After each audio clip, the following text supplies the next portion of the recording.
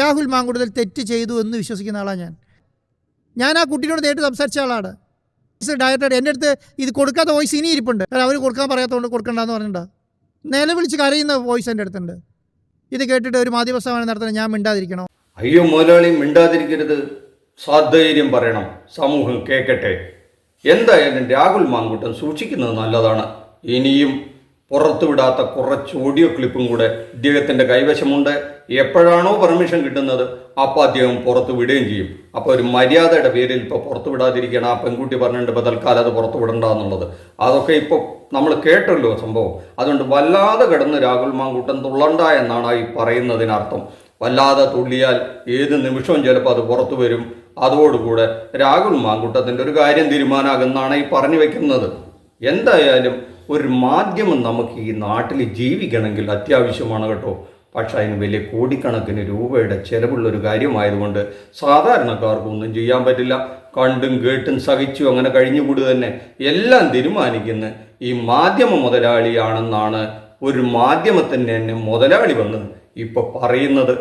ഏതാണ്ട് ഒരു 4 മണിക്കൂറിനടുത്താണ് ഒരു മാധ്യമ പ്രവർത്തകന് കൊടുത്ത ഒരു ഇൻ്റർവ്യൂ അദ്ദേഹം ഈ കാര്യങ്ങളൊക്കെ അങ്ങ് വെട്ടി തുറന്നു പറയുന്നത്. ഒരു മുതലാളി വന്നിട്ട്, ഒരു മാധ്യമ മുതലാളി വന്നിട്ട് ഇത്രയും തുറന്നു പറയുന്നത് നമ്മളാരും കേട്ടിട്ടില്ല കേട്ടോ. കാരണം എല്ലാം ഈ ഉള്ളു കൂടെ ഒളിച്ചുകളി നടത്തുന്ന മുതലാളിമാരെ നമ്മൾ കണ്ടിട്ടുള്ളൂ. പക്ഷെ അത് തുറന്നങ്ങ് പറയാം, ഒന്നും ഒളിച്ചു വെക്കാനില്ല അദ്ദേഹത്തിനെന്നാണ്. എല്ലാ മാധ്യമങ്ങളും കൂടെ ഒരു വർഷം കൊണ്ട് ഈ റിപ്പോർട്ടർ TV കൈവരിച്ച ആ ഒരു ജനപ്രീതി ഉണ്ടല്ലോ, അത് കണ്ടിട്ട് എല്ലാ മാധ്യമ മുതലാളിയും കൂടെ ഈ മുതലാളിയെ അങ്ങ് അറ്റാക്ക് ചെയ്യാൻ വന്നിരിക്കുകയാണ്. സഹിക്കാൻ പറ്റായിട്ട് എല്ലാം അങ്ങ് തുറന്നു പറഞ്ഞു. അതുകൊണ്ട് നമുക്കൊരു ഗുണമുണ്ടായി. എന്തറിയോ, ചില ഈ തട്ടിപ്പ് സംഘങ്ങളൊക്കെ ഉണ്ടല്ലോ, അവർ തമ്മിൽ അങ്ങോട്ടും ഇങ്ങോട്ടും ഒക്കെ തെറ്റിപ്പിരിഞ്ഞാൽ സകലതും വിളിച്ചു പറയും. അങ്ങനെ അതെല്ലാം പുറംലോകം പറയും. അങ്ങനെ പലരും പെടും. അതൊക്കെ നമ്മൾ ഈ സ്വർണം പൊളിക്കുന്ന ചില സംഘങ്ങളിലേക്ക് കഥ കേട്ടിട്ടില്ലേ? അതുപോലെ നമ്മുടെ മുതലാളി, ആൻഡോ മുതലാളി അങ്ങ് തുറന്നു പറഞ്ഞു. എല്ലാവരും തൊലി ഉരിഞ്ഞു പോയി. എല്ലാ മുതലാളിമാർക്കും എന്താ സംഭവിച്ചിരിക്കുന്നത്, എന്താണ് അവരുടെ സ്ഥിതി എന്നൊക്കെ ഇപ്പോൾ നാട്ടുകാരറിഞ്ഞു. ഈ മുതലാളിയുടെ കാര്യങ്ങളൊക്കെയാണ് തുറന്നു പറഞ്ഞു. അതുകൊണ്ട് ഈ മുതലാളിയെ പറ്റി നമുക്കറിയാൻ പറ്റി, മറ്റുള്ള മുതലാളിമാരെ പറ്റി അറിയാൻ പറ്റി. അതിൽ മാതൃഭൂമിയുണ്ട്, മനോരമയുണ്ട്, മാധ്യമമുണ്ട്, അങ്ങനെ എല്ലാവരും ഉണ്ട്. ഏഷ്യാനെറ്റ് മുതലാളിയുടെ കാര്യം പറയുന്നുണ്ട്. അങ്ങനെ എല്ലാവരുടെയും മുതലാളിമാരുടെ തനി നിറം ഈ പുറം ലോകത്തിന്, സമൂഹത്തിന് അങ്ങോട്ട് പറഞ്ഞു കൊടുത്ത എൻ്റെ പ്രിയപ്പെട്ട മുതലാളി, ഒരു വലിയ നമസ്കാരം. ഇനി നമുക്ക് മുതലാളി പറയണമെന്ന് കേട്ടു നോക്കാം. ഞാൻ മീഡിയ വണ്ണിനെതിരല്ല, ഞാൻ ജമാഅത്തെ ഇസ്ലാമിക്കെതിരാണ്. ഞാൻ ജമാഅത്തെ ഇസ്ലാമിനെ പോലെ ഒരു രാഷ്ട്രീയ പാർട്ടി, ഒരു മാധ്യമ സ്ഥാപനം നടത്തരുത്. ഞാൻ നിലമ്പൂർ ഇലക്ഷൻ്റെ സമയത്ത് ജമാഅത്തെ ഇസ്ലാമിയും കോൺഗ്രസിൻ്റെ കൂടെ സഖ്യം ചേർന്നതിനകത്ത് വലിയ രീതിയിൽ, വെൽഫെയർ പാർട്ടിയുടെ സഖ്യം ചേർന്ന് വലിയ രീതിയിൽ ശക്തമായി എതിർത്ത ആളാണ് ഞാൻ. മീഡിയ വണ്ണിനോട് എന്നോട് ദേഷ്യമാണ്. അതിന് ഞാനെന്ത് ചെയ്യാൻ പറ്റും? അതൊന്നും ചെയ്യാൻ പറ്റില്ല മുതലാളി. നമുക്കാകെയുള്ളത് നമ്മുടെ അടുത്ത് ഒരു ചാനലുണ്ട്. അതുകൊണ്ട് ഇത്തരത്തിൽ മറുപടി കൊടുക്കാം. അവരുടെ അടുത്തും ഒരു ചാനലുണ്ട്. അതുകൊണ്ട് അവരും മുതലാളിക്കെതിരെ സംസാരിച്ചുകൊണ്ടിരിക്കും. പക്ഷേ ഈ കേൾക്കുന്ന ഞങ്ങൾ പ്രേക്ഷകർക്ക് എന്ത് ചെയ്യാൻ പറ്റും? ഈ രണ്ടും പറയുന്നത് കേൾക്കുക തന്നെ. അതിനാൽ മുതലാളി പറഞ്ഞുകൊണ്ടിരുന്ന ഞങ്ങൾക്ക് കൂടുതൽ കാര്യങ്ങൾ അറിയാൻ പറ്റും. എല്ലാവരുടെയും തനിനിറം കേൾക്കാലോ, അതുകൊണ്ട് പറഞ്ഞതാണ് മുതലാളി. എല്ലാവരെ പറ്റി മുതലാളി പറഞ്ഞുകൊണ്ടിരിക്കുക തന്നെ വേണം. മുതലാളിയുടെ രാഷ്ട്രീയ നിലപാട് വ്യക്തമാക്കി. കാരണം ജമാഅത്തെ ഇസ്ലാമിക്കെതിരെ നിലപാടുള്ള ആളാണ് മുതലാളി. അതുപോലെ മറ്റു മുതലാളിമാർക്കും ഓരോ നിലപാടുണ്ട്. മനോരമയൊക്കെ എന്നോ പറഞ്ഞതാണ് അവർക്ക് ഈ കമ്മ്യൂണിസ്റ്റുകാരെ കണ്ടുകൂടാ. അങ്ങനെയൊക്കെ കമ്മ്യൂണിസ്റ്റുകാരെങ്ങാനും ഭരണത്തിൽ വന്നാൽ എന്തോ ആത്മഹത്യ ചെയ്തു കളയുമെന്നോ അങ്ങനെ എന്തോ പറഞ്ഞിട്ടുണ്ട് അല്ലേ? അങ്ങനെ പറഞ്ഞ മുതലാളിയുടെ മാധ്യമങ്ങളും ഇവിടെ പ്രവർത്തിക്കുന്നുണ്ടല്ലോ. അവർക്ക് പിണറായി വിജയനെ കണ്ടുകൂടാ. അതുകൊണ്ട് പിണറായി വിജയനെയും മാർക്സിസത്തെയും കമ്മ്യൂണിസത്തെയും നാറ്റിക്കാനുള്ള എല്ലാ പരിപാടികൾക്കും അവർ സമയം കണ്ടെത്തും.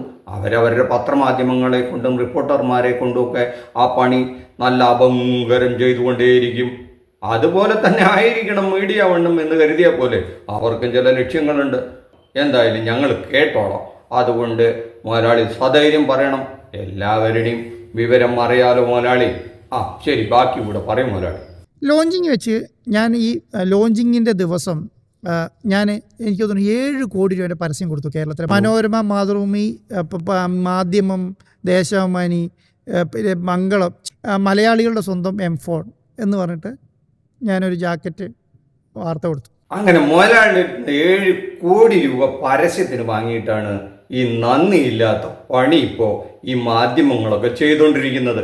മുതലാളിക്കെതിരെ വലിയ ആക്ഷേപങ്ങൾ ഉയർത്തിക്കൊണ്ടിരിക്കുന്ന മുതലാളി എങ്ങനെയെങ്കിലും തകർക്കണം. അന്നും മുതലാളി റിപ്പോർട്ടർ ചാനൽ തുടങ്ങുന്നോ ഇവർക്കൊരു ഭീഷണിയാകുന്നൊന്നും ഈ വലിയ തമ്പുരാക്കന്മാർ, ഈ മാധ്യമ മുതലാളിമാർ, ഏത് നമ്മുടെ മനോരമയോ ഏഷ്യാനെറ്റോ മാതൃഭൂമിയോ ഒന്നും വിചാരിച്ചു കാണില്ല.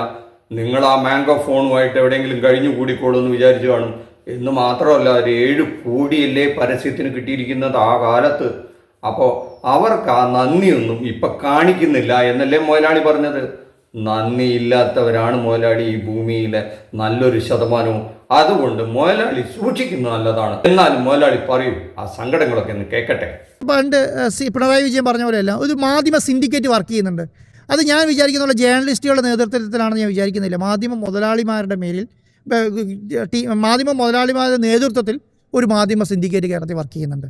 അവർ തീരുമാനിക്കും ഏത് വാർത്ത CPM-നെതിരെ അടിക്കണോ, CPM-നെതിരെ അടിക്കും, കോൺഗ്രസിനെതിരെ അടിക്കണോ, കോൺഗ്രസിന്, അത് അവരാണ് തീരുമാനിക്കുന്നത്. അതൊക്കെ ഈ മാധ്യമ മുതലാളിമാർ നല്ല രീതിയിൽ കൊടുക്കുന്നുണ്ടെന്ന് വിശ്വസിക്കുന്ന ആളാണ് ഞാൻ ഇന്നും. ചുരുക്കത്തിൽ നമ്മുടെ ആൻഡോ മുതലാളി പറഞ്ഞു വരുന്നത് ഈ മാധ്യമ മുതലാളിമാരെ വളരെ സൂക്ഷിക്കണമെന്നാണ്. വലിയ സിൻഡിക്കേറ്റായി നമ്മുടെ സമൂഹത്തെ ആകെ നിയന്ത്രിക്കുന്നത് ഈ മുതലാളിമാരാണ്. അവർ വിചാരിച്ചാൽ ഇവിടെ ഒരു ഭരണത്തെ വീഴ്ത്താനും വാഴ്ത്താനും പറ്റും എന്നുള്ള കാര്യം ഒരു മാധ്യമ മുതലാളിക്ക് തന്നെ അനുഭവം വന്നിരിക്കുന്നു എന്നുള്ളതിൻ്റെ തെളിവാണ് അദ്ദേഹം ഈ സമൂഹത്തിനോട് 4 മണിക്കൂറുകളോളം വെട്ടിത്തുറന്ന് പറഞ്ഞത്. അത് മുഴുവൻ കേൾക്കേണ്ടതാണ്. ഒരു വട്ടം കേൾക്കണമെങ്കിൽ വളരെ ക്ഷമയോടുകൂടെ 4 മണിക്കൂറോളം വരുന്ന 3.5 മണിക്കൂർ എന്തായാലും ഉണ്ട്. അത് അദ്ദേഹത്തിൻ്റെ വീഡിയോ കാണാൻ പറ്റുന്നവർ മാക്സിമം കാണണം.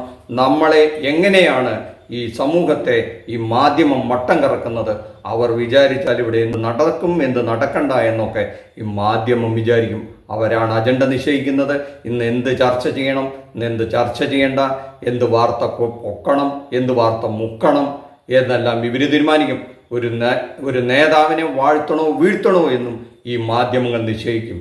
അത് ശരിയാണെന്ന് ഈ മാധ്യമ മുതലാളി ഉറക്കെ വിളിച്ചു പറഞ്ഞിരിക്കുകയാണ്. അത് സത്യമാണ്. ഇപ്പം തന്നെ ഈ മുതലാളി എന്താ പറഞ്ഞത്? രാഹുൽ മാങ്കൂട്ടത്തിനെതിരെയുള്ള ഒരു വലിയ തെളിവ് അദ്ദേഹത്തിൻ്റെ കയ്യിലുണ്ട്. അത് അദ്ദേഹം പുറത്തു വിട്ടിട്ടില്ല.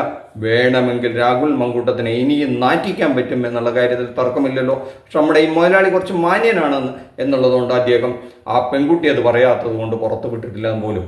അപ്പോൾ നമ്മൾ എന്തെല്ലാം സഹിക്കണമെന്ന് ആലോചിക്കണം. കാരണം പഞ്ചായത്ത് തിരഞ്ഞെടുപ്പ് നടക്കുകയാണ്, വലിയ അസംബ്ലി തിരഞ്ഞെടുപ്പ് ഉടനെ വരുന്നു. അപ്പോൾ പലവരുടെയും പൊയ്മുഖങ്ങൾ നമ്മൾ കണ്ടു. പല ആത്മഹത്യകൾ, സീറ്റ് കിട്ടില്ല എന്ന് പറഞ്ഞിട്ട് ആത്മഹത്യ ചെയ്യുന്നു. എന്തൊരു മഹാവിഡ്ഢിത്തമാണ് ഈ രാജ്യത്ത് നടക്കണം, നമ്മുടെ നാട്ടിൽ നടക്കണമെന്ന് ആലോചിക്കൂ.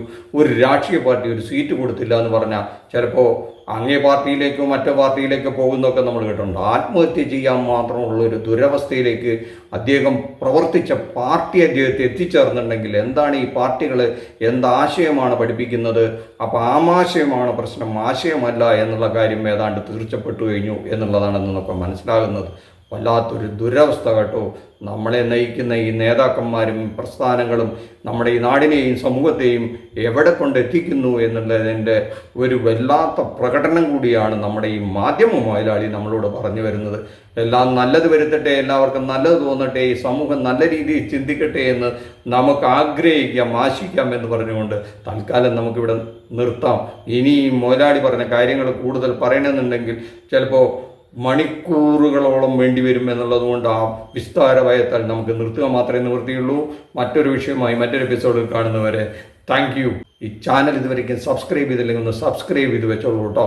വളരെ കുറച്ച് സമയം കൊണ്ട് നമ്മുടെ നാട്ടിലെ കുറച്ച് കാര്യങ്ങൾ നമ്മുടെ പ്രേക്ഷകരുമായിട്ട് പങ്കുവെക്കാനായിട്ട് ഈ ചാനൽ ഒന്ന് സബ്സ്ക്രൈബ് ചെയ്ത് വെച്ചോളൂ. Thank you.